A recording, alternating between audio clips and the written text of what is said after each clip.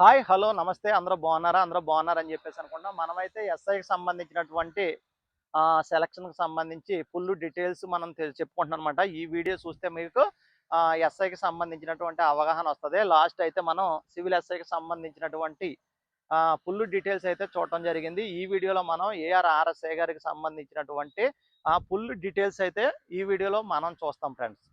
So friends, మీరు గాక మన ఛానల్‌ని ఫస్ట్ టైం చూసినట్లయితే మన ఛానల్‌ని సబ్స్క్రైబ్ చేయడం మర్చిపోవద్దు. మన ఛానల్ని సబ్స్క్రైబ్ చేయండి, లైక్ చేయండి, అనేక మందికి అయితే షేర్ చేయడం మర్చిపోవద్దు. ఇక ఏఆర్ఆర్ఎస్ఐ ఏఆర్ఆర్ఎస్ఐ అంటే ఆర్మ్డ్ రిజర్వ్డ్ అనమాట. ఆర్మ్డ్ రిజర్వ్డ్ సబ్ ఇన్స్పెక్టర్ అని చెప్పేసి అనొచ్చు అనమాట. ఆర్ఎస్ఐ అంటే రిజర్వ్డ్ సబ్ ఇన్స్పెక్టర్ అంటారు అనమాట. ఆర్ఎస్ఐ అంటే రిజర్వ్ సబ్ ఇన్స్పెక్టర్ అనమాట. ఈ రిజర్వ్ సబ్ ఇన్స్పెక్టర్ మనం క్వాలిఫికేషన్ కాక చూసుకుంటే ఫస్ట్ మనం క్వాలిఫికేషన్ కాస్త వద్దాము.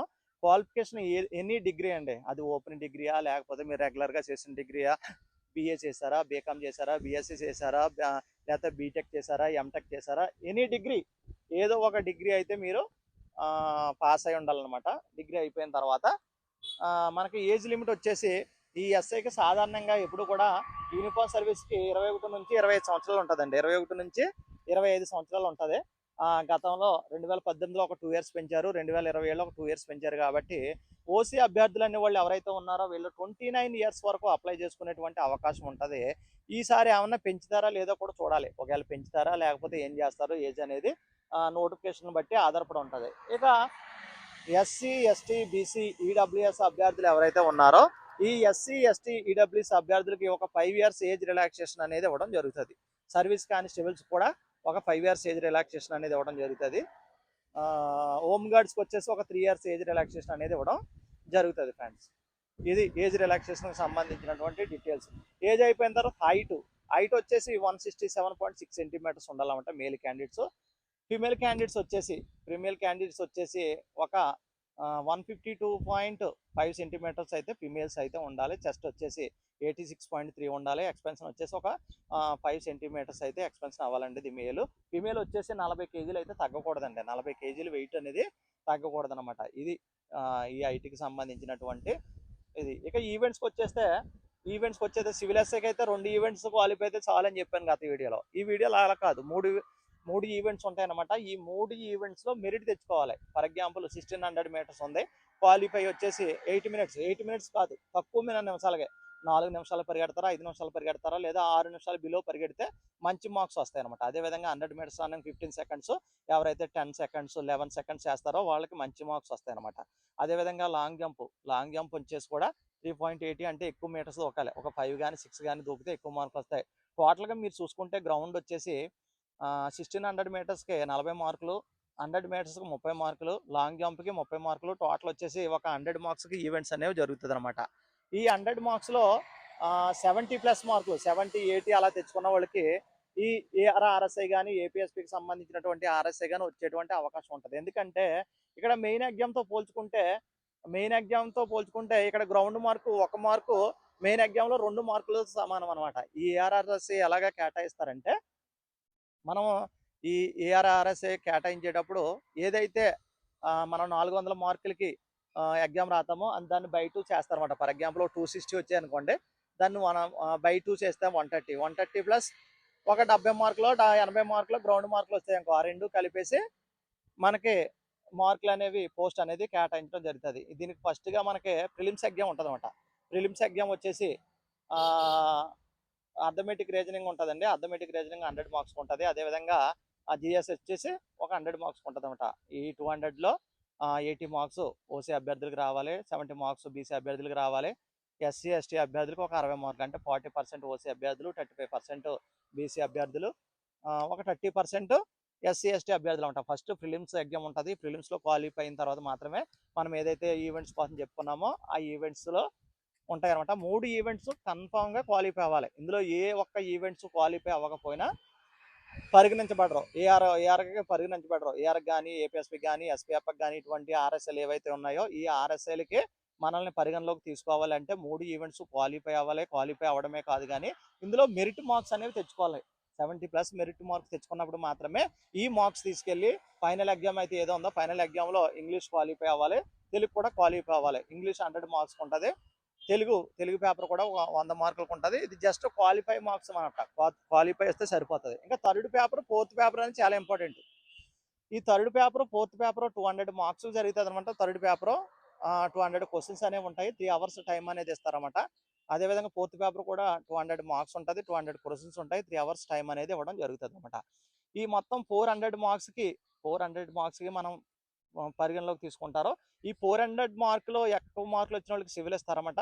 ఆ నెక్స్ట్ చాయిస్లో ఏం చేస్తారంటే బై 2 చేసి, ఇందాక చెప్పుకున్నాం మనం 260 వచ్చాయనుకో, ఆ 130 marks exam marks plus ground marks 70 80 వచ్చాయి. ఒక 80 వచ్చాయి అనుకోండి, అవి ఒక 130 ప్లస్ 80 210కి ఏఆర్ కానీ, ఏఆర్ మిస్ అయితే ఏపీఎస్పీ మిస్ అయితే మనం ఏదైతే ఆప్షన్లు ఇచ్చామో ఆ ఆప్షన్ ప్రకారం మనకి ఈ యొక్క ఉద్యోగం అనేది ఇవ్వడం జరుగుతుంది. ఇది ఎగ్జామ్ వరకు. ఎగ్జామ్ అయిపోయిన తర్వాత అంటే మెడికల్ ఉంటుందండి. మెడికల్లో ఐ టెస్ట్ చూస్తారు, హై క్వాలిఫై అవ్వాలి, హియర్ చూస్తారు, హియర్ గొంతు ముక్కు ఇవన్నీ చూస్తారు.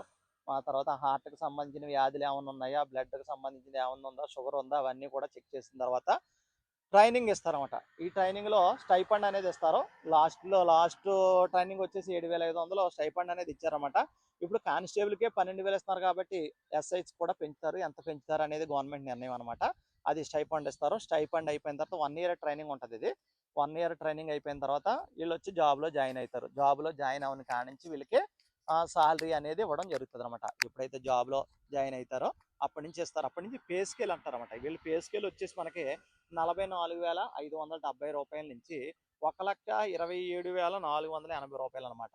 1,27,480 రూపాయలు పే స్కేల్ అంటారు. సాలరీ బేసిక్ వచ్చేసి 44,580 రూపాయలు. దాని మీద డిఏ ఇస్తారు, దాని మీద హెచ్ఆర్ఏ ఇస్తారు, అడిషనల్ హెచ్ఆర్ఏ ఇస్తారు, కిట్ మెయింటెనెన్స్ అలవెన్స్ అని చెప్పేసి, రిస్క్ అలవెన్స్ అని చెప్పేసి ఇలాగా రకరకాల అలవెన్సెస్ అనేది ఇవ్వడం జరుగుతుంది. సుమారుగా చేతికి అన్ని ఖర్చులు పోయి ఒక 60 నుంచి 65,000 రూపాయలు చేతికి అయితే రావడం జరుగుతుంది. ఇక్కడ ఎస్ఐకి అందరికీ సేమ్ సాలరీస్ ఉంటాయండి. ఇక్కడ ఏదన్నా వేరియేషన్స్ ఉన్నాయి అంటే ఎక్కడ వస్తుందంటే హెచ్ఆర్ఏలో ఒక తేడా వస్తుంది అనమాట. సిటీలో డ్యూటీ చేస్తే హెచ్ఆర్ఏ ఎక్కువ ఉంటుంది, కొంచెం విలేజ్లో చేశారనుకోండి హెచ్ఆర్ఏ అనేది తక్కువ ఉంటుంది అనమాట. అదేవిధంగా టీఏల విషయంలో కూడా ఫిక్స్డ్ టీఏ ఉంటుంది అనమాట. టీఏలో ఒక 65,000 రూపాయలు అనేది వీళ్ళకి చేతికి బై హ్యాండ్ రావడం జరుగుతుంది అనమాట. ఆ తర్వాత ఇంకా మీరు అడిగేది ఏంటంటే ప్రమోషన్స్ గురించి అడిగారు. ప్రమోషన్స్ ఆర్ఎస్ఐ నుంచి ఆర్ఐ గారు అంటారు, రిజర్వ్ ఇన్స్పెక్టర్ అంటారు అనమాట. రిజర్వ్ ఇన్స్పెక్టర్ గారు అవుతారు. రిజర్వ్ ఇన్స్పెక్టర్ తర్వాత డిఎస్పీ అవుతారు, డిఎస్పీ తర్వాత ఏఎస్పీ అవుతారు, ఏఎస్పీ తర్వాత అలా పైకి వెళ్తారు అనమాట. సో ఇక్కడ మీకు ఏంటంటే ఆర్ఎస్ఐ నుంచి సివిల్ కూడా కన్వర్షన్ అవ్వచ్చు అనమాట. సివిల్ ఎస్ఐకి కన్వర్షన్ అయిపోవచ్చు. సుమారుగా చూస్తే 5 ఇయర్స్ ఎలిజిబిలిటీ అనేది అన్నారన్నమాట. 5 ఇయర్స్ ఎలిజిబిలిటీ అన్నారు. కానీ ఒక్కోసారి 8 ఇయర్స్ 10 ఇయర్స్ 15 ఇయర్స్ కూడా అలా టైం అనేది పడుతుంటుంది. దీనికి సంబంధించి ఇది. ఇక డ్యూటీస్ విషయానికి వచ్చేస్తే ఏదైతే డిస్ట్రిక్ట్ హెడ్ క్వార్టర్ ఉందో డిస్ట్రిక్ట్ హెడ్ క్వార్టర్స్లో కానీ ఏఆర్ హెడ్ క్వార్టర్స్లో కానీ వీళ్ళు డ్యూటీలు అనేవి చేయడం జరుగుతుంది అనమాట.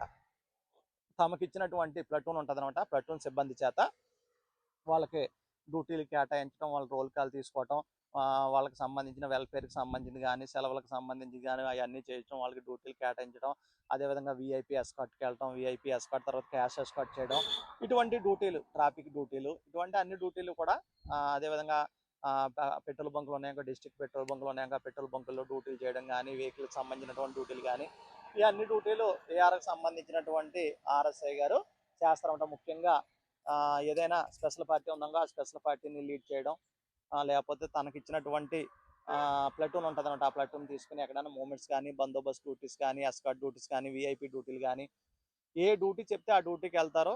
లేదంటే గార్డ్ డ్యూటీస్ ఉంటాయి కదా, ఆ గార్డులు చెక్ చేయడం, ఆ గార్డులో ఉన్నటువంటి సిబ్బందికి సరిగా ఉన్నారా లేదా, ఇటువంటి డ్యూటీలు అన్నీ చేయడం అనేది జరుగుద్ది అనమాట. ఇది ఈ విధంగా ఆర్ఎస్ఐ గారికి సంబంధించినటువంటి ఉద్యోగం ఉంటుంది. సివిల్తో పోల్చుకుంటే ఈ ఉద్యోగం అంత ప్రెజర్ అయితే ఉండదండి. ఇది వీళ్ళు షిఫ్ట్ వైజ్ డ్యూటీ చేసుకుంటారు.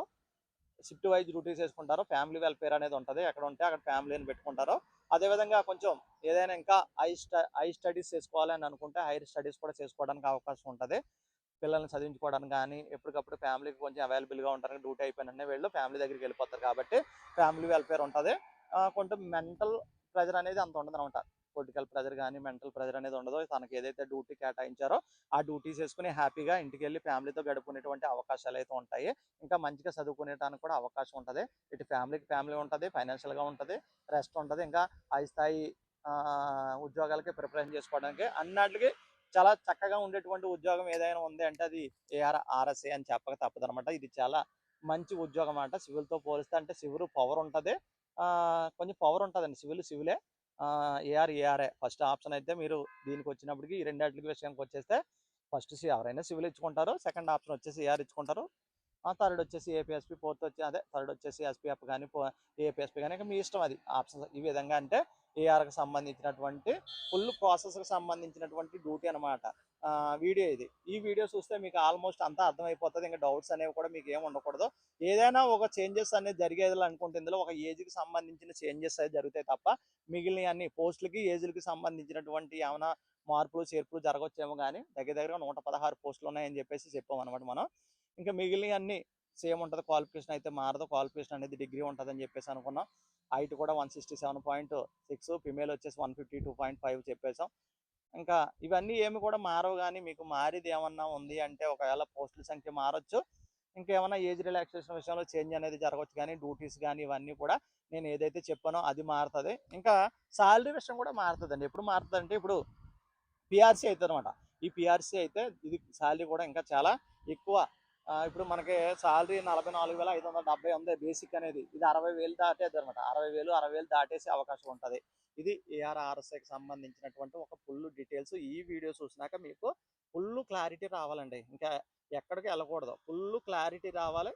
ఇంకా మళ్ళీ ఏ డౌట్ మీకు రాకూడదు. సో ఈ వీడియో కాక మీకు నచ్చినట్లయితే తప్పకుండా మన ఛానల్ని ఫాలో చేయండి. మీ అమూల్యమైనటువంటి సలహాలు కానీ సూచనలు కానీ నాకు మీరు తెలియపరచవచ్చు. ప్లీజ్ ఫ్రెండ్స్ మీరు సపోర్ట్ చేయండి, లైక్ చేయండి, షేర్ చేయండి, అనేక మంచిగా సబ్స్క్రైబ్ చేయించండి. మన వీడియోస్ ఇంకా మీకు ఎటువంటి వీడియోస్ కావాలో నన్ను అడగండి. ఆ వీడియోస్ చేయడానికి నేను ప్రయత్నం చేస్తాను. ఓకేనా? Thank you.